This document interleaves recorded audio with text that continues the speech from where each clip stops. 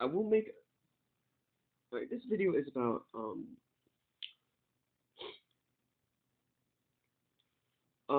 why I think um people should not judge other people based on the design of the wallets they have. Now, the thing is, a wallet is so important. It holds your credit card. It may hold cash. It holds your driver's license. It is such an important item to have, regardless of where you put it in your. You're going in public, and you need it. Because you need it for a lot of reasons. You need it to um, obviously to spend money, but also if you know, also for your identification if you ever get stopped by the police. So it's like it's such an important item, and the cover design of it, the color, what words appear on it, or some people have very have picture design. It's like it's very important, but it's just like the thing is that's only one of the possibles. Others carry umbrellas, backpacks, the color of the backpack, the design of the back, the color of the umbrella, the design of the umbrella. It's just like in a society that judges others on these minute things. It reminds me of just the absurdity of social behavior. It's like, for example, uniforms. People might judge your hairstyle, or if you have a necklace, what shoes you wear, what socks you wear. It just doesn't make sense. Or they'll judge you on what's it called? The zipper pouch that you hold your pencils or something. It's a little ridiculous. It's like it gets to a point where you know, I just think that this type of behavior is it's just it you have to be able to detect when things like this happen. Where you because it's like um you but it's like this is difficult. There are many books written on the collapse of societies, and it's like which book would you have to read to understand these things? Like you have these professors, they read lots of different books. They have to, right? They have to read these books to understand things. And do they really understand these concepts? Of course, they understand it far more than the average person. However, there's this tiny percentage of the population that understands it just as much as professors. However, they don't have anything close to the credentials of the professors. But we obviously, no matter how many talent searches or whatever that's called, to recruit, you know, prospect prospective students, it just doesn't add up, right?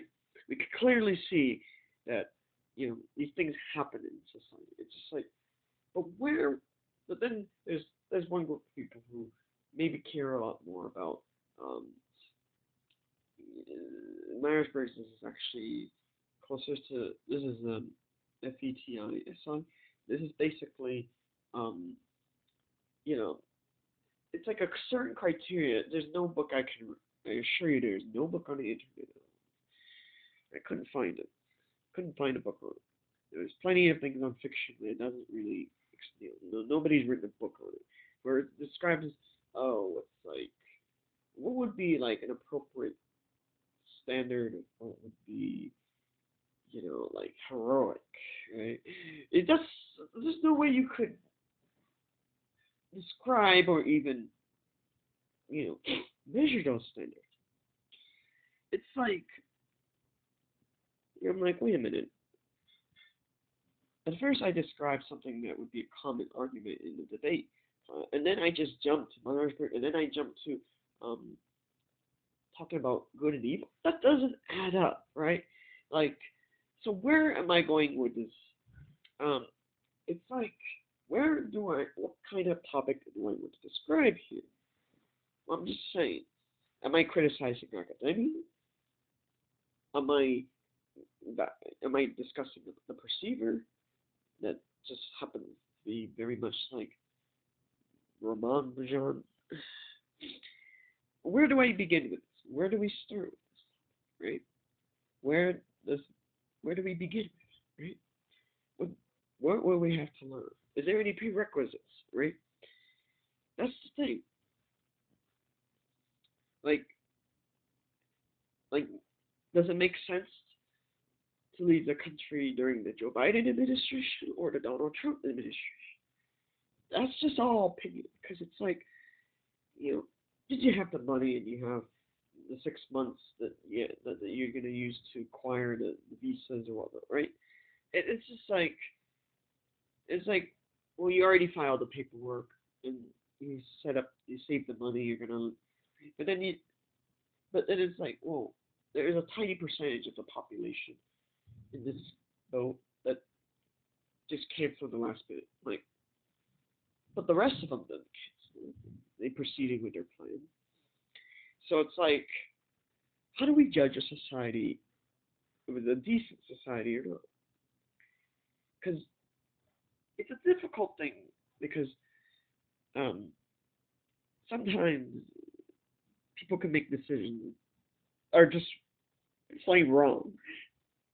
They're just wrong in every way because they didn't understand a certain methodology.